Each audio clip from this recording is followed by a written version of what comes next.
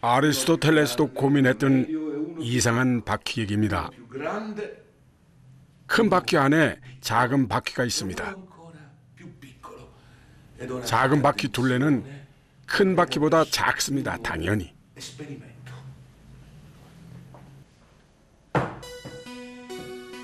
그런데 이 바퀴를 굴리면 얘기는 달라집니다.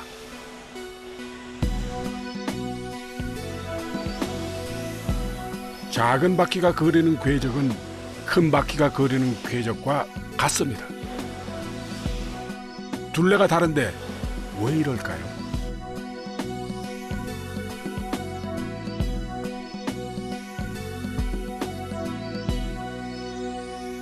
눈으로 봤는데도 안 믿어집니다. 정말 이 세상 모든 원들의 둘레가 같은 걸까요?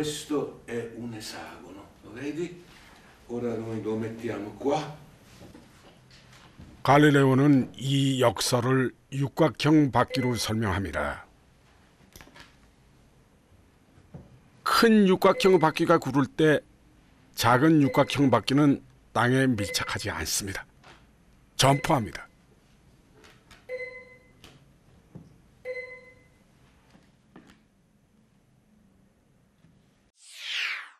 육각형에서 12각형, 24각형, 각이 많아질수록 더 많이 점프합니다.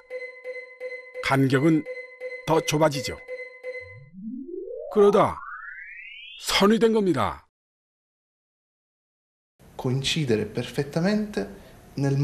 백지미가 매력인 심푸르치오가 불평합니다. 원은 그렇다 치고 한가운데 점은 뭡니까? 심푸르치오의 질문은 이겁니다.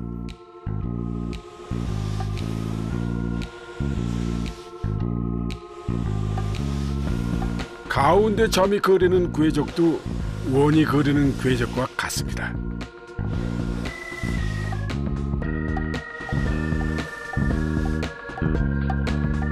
점과 선이 같다니.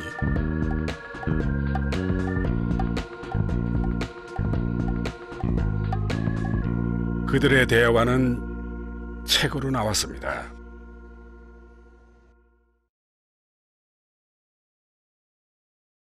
큰 원과 작은 원이 같은 궤적을 그린다는 얘기. 그리고 점과 선이 같다는 얘기에 심푸르치오는 당연히 이런 질문을 던지죠.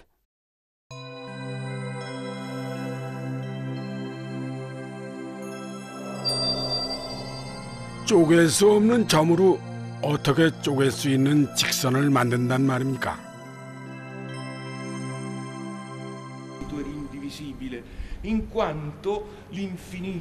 선은 정해진 길이가 있습니다. 유한하죠. 선은 점이 무한히 모여서 만듭니다. 무한한 점들이 어떻게 유한한 선을 만드는가?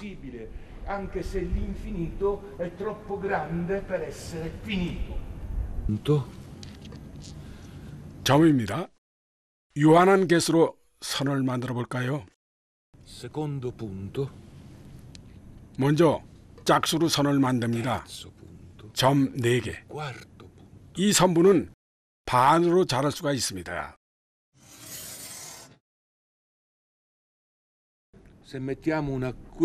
홀수로 선을 만들면 어떻게 될까요? 점은 쪼갤 수 없는 것이니 반으로 안 잘라집니다.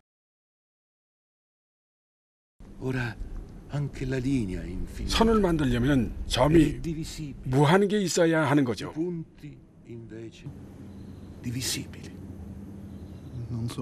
그런데 긴 선분에 무한개의 점이 있습니다.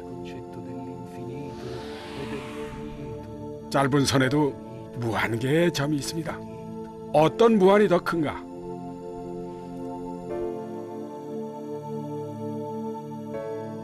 갈릴레오의 증명입니다. 긴 선분을 만드는 무한개의 자연수가 있습니다.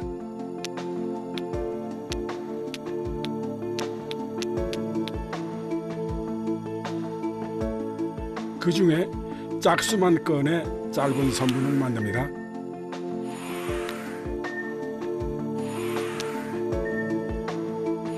두 개가 서로 1대1 짝이 맞습니다. 자연수가 더 많을 것 같은데 같습니다.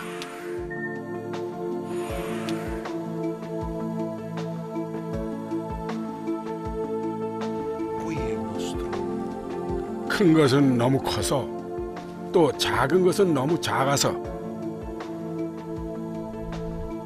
무한은 정말 이상합니다.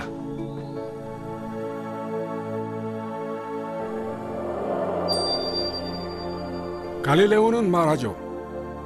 무한의 세계에서는 크다, 작다 혹은 같다를 논할 수가 없다.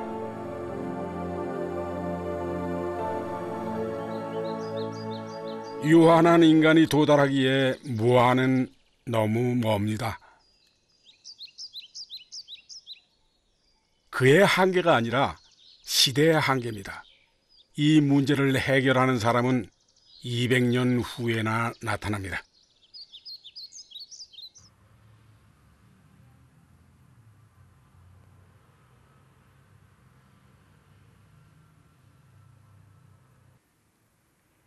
누구보다 신을 사랑하는 젊은이가 있습니다.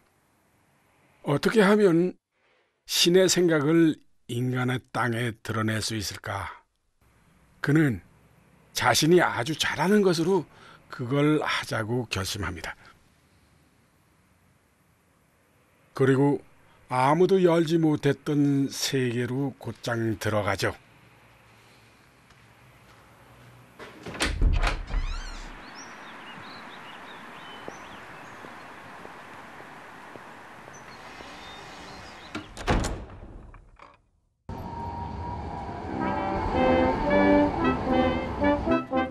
우리는 무한을 따라 19세기에 왔습니다.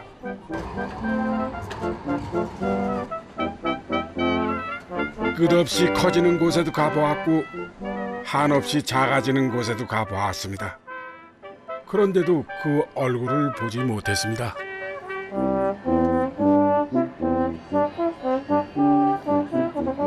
(18세기) 음악가 핸델이 태어난 곳, 베를린과 괴팅겐 사이, 중심에서 조금 먼 곳, 가능성이 미천인 젊은이들은 이 도시에서 자신의 운을 시험하기도 합니다. 수학자 칸토어도 자신의 재능 하나를 믿고 이 도시에서 강사 생활을 시작합니다.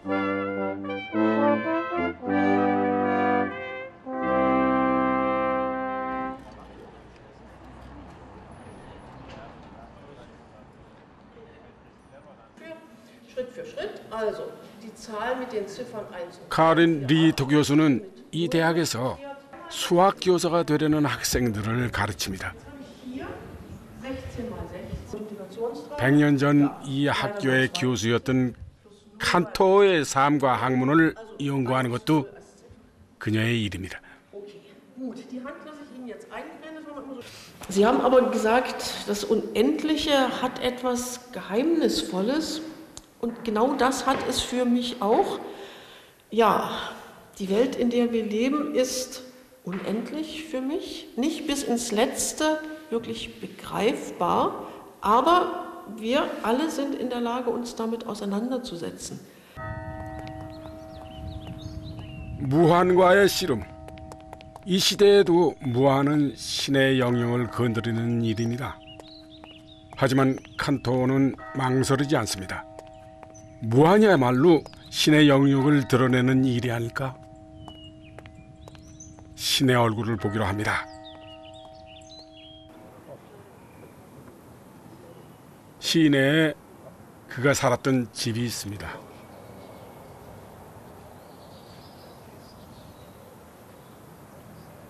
Ja, das ist das Haus, das Georg Cantor in den 1880er Jahren für seine Familie, für seine Frau und seine 6 Kinder gebaut hat. Sie sind 1886 in dieses Haus eingezogen und Cantor und seine Familie haben hierin gelebt.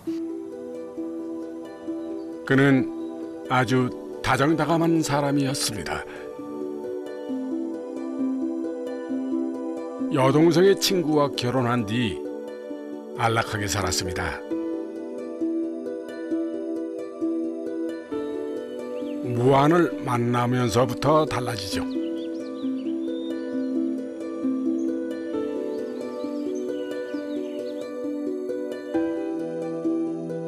수의 세계, 끝없이 작아지기도 하고 커지기도 하는 무한의 세계. 칸토어는 그걸 셉니다.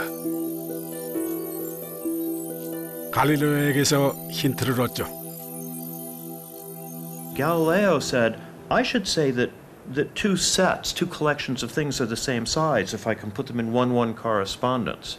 And then he said, hey, there's just as many even numbers as there are whole numbers. But Cantor said, and that's right. It does tell us that, and I'm going to say it's right. I'm going to stick with that. 무한에 가기 전에 유한을 알아야 합니다. 버스 안에 빈 좌석들이 있습니다.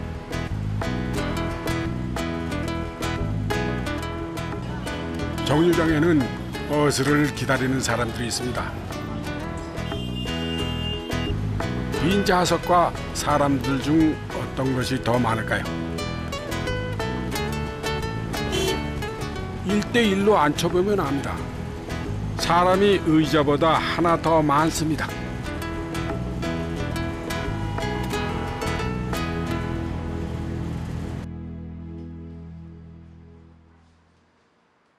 이 1대1 대응으로 무한집합의 원소를 셉니다. 유한집합처럼 크기도 비교할 수 있습니다. 무한으로 가는 길, 그 끝이 보이지 않아 엄두가 나지 않던 길, 칸토어가 갑니다.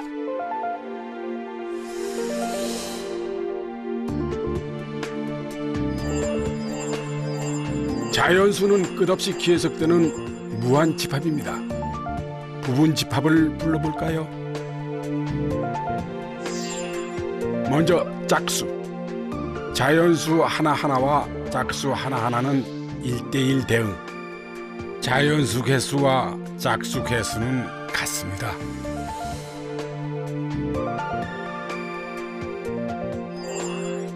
홀수는 어떨까요?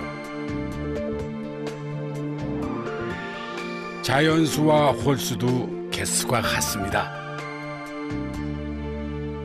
Infinite sets, there's infinitely many infinite sets.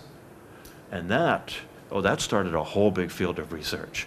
But he's just pursuing this idea of one-to-one correspondence. He's saying no matter how weird the results look, I'm going to say two sets are the same size if I can set up a one-to-one correspondence. And it worked. It produced this beautiful theory.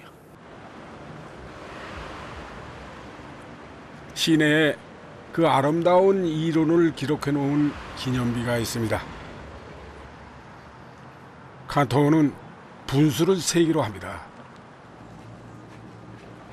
분수도 차례대로 줄만 세우면 자연수와 비교를 할 수가 있죠.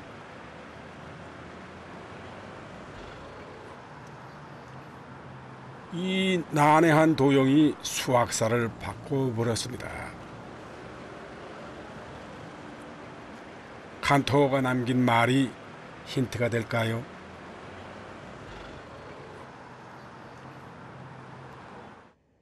분수를 줄 세운다. 칸토어는 무모해 보이는 이 일에 도전합니다.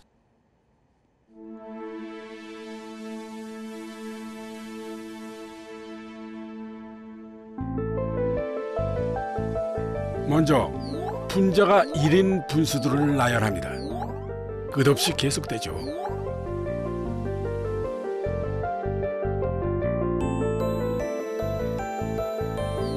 다음은 분자가 2인 분수들을 세웁니다. 역시 계속 이어지겠죠? 그 다음은 3. 이런 식이면 어떤 분수라도 여기에 다 들어갑니다.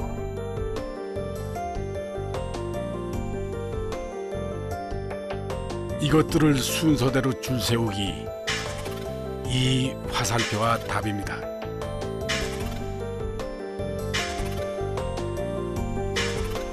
무질서해 보이던 무한개의 분수가 일렬로 줄을 섰습니다.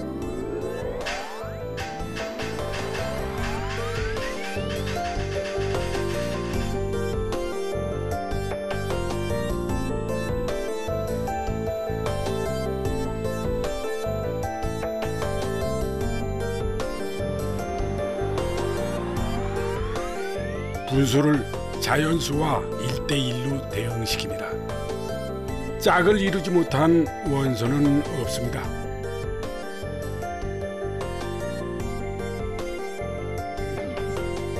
자연수의 집합과 분수의 집합, 크기가 같습니다.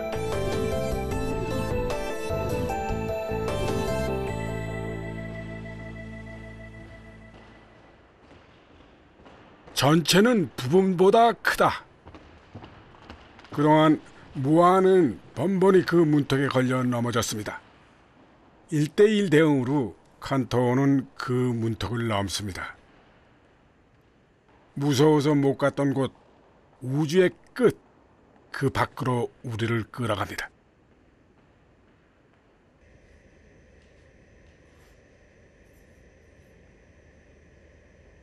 칸토는 이 논문이 닫힌 세계의 문을 열 거라고 확신합니다.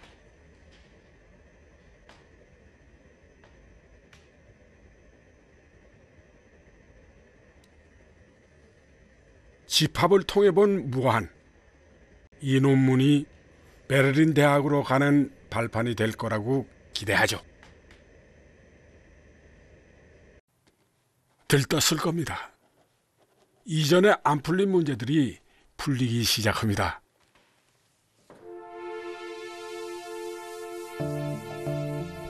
갈릴레오가 막혔던 문제. 긴 선분과 짧은 선분의 점들, 두 개의 집합은 같습니다.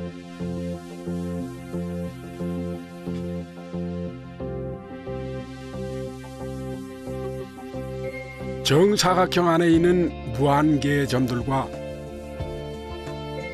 직선 위에 있는 무한개의 점들도 같습니다.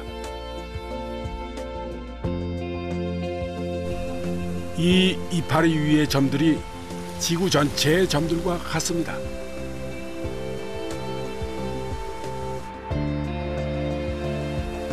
무한의 세계에서는 부분도 전체만큼 풍요로웠습니다.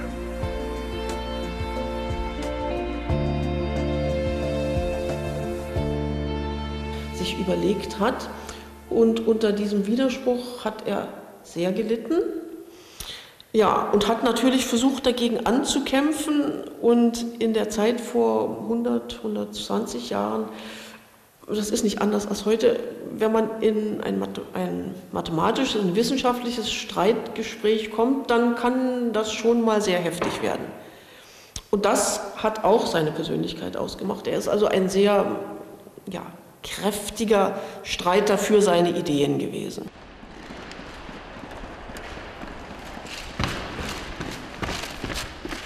논문은 받아들여지지 않았습니다.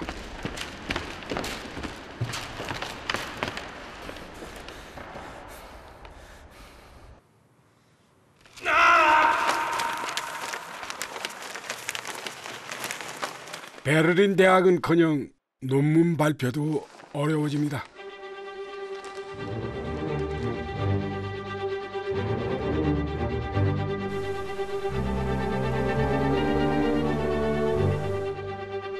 (29살) 칸토의 이 무자비한 전쟁은 쉽게 끝나지 않습니다.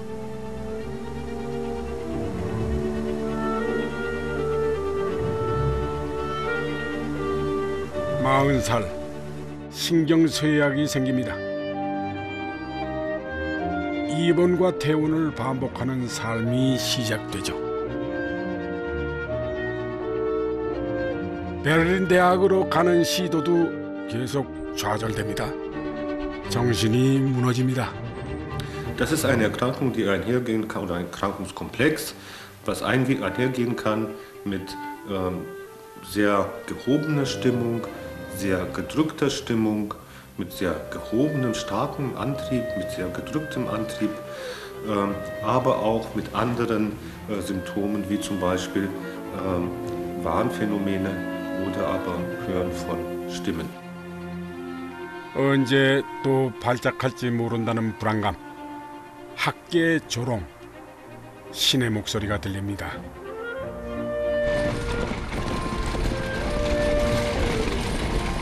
나는 수학자가 아니다.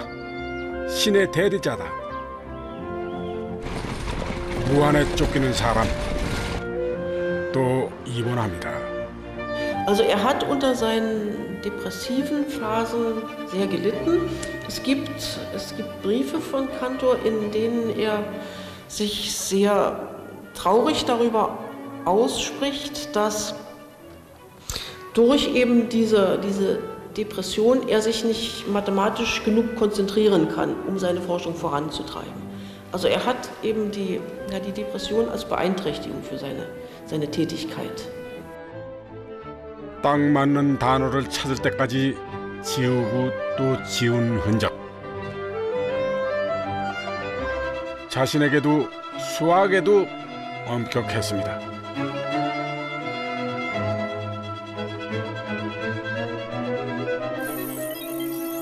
칼처럼 날카로운 신경을 가지고 그는 이제 실수에 도전합니다. 유리수, 무리수, 초월수를 포함한 더 큰 집합. 실수를 줄세워 봅니다. 셀 수가 없습니다. 그것은 불가산의 세계. 어떤 방법을 동원해도 실수는 셀 수 없다는 것을 증명합니다. 무한에도 크기가 있었습니다.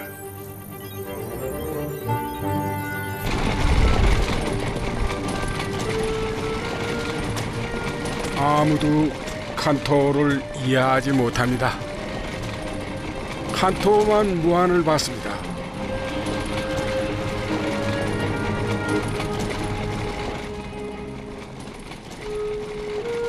무한이 그를 삼켰습니다.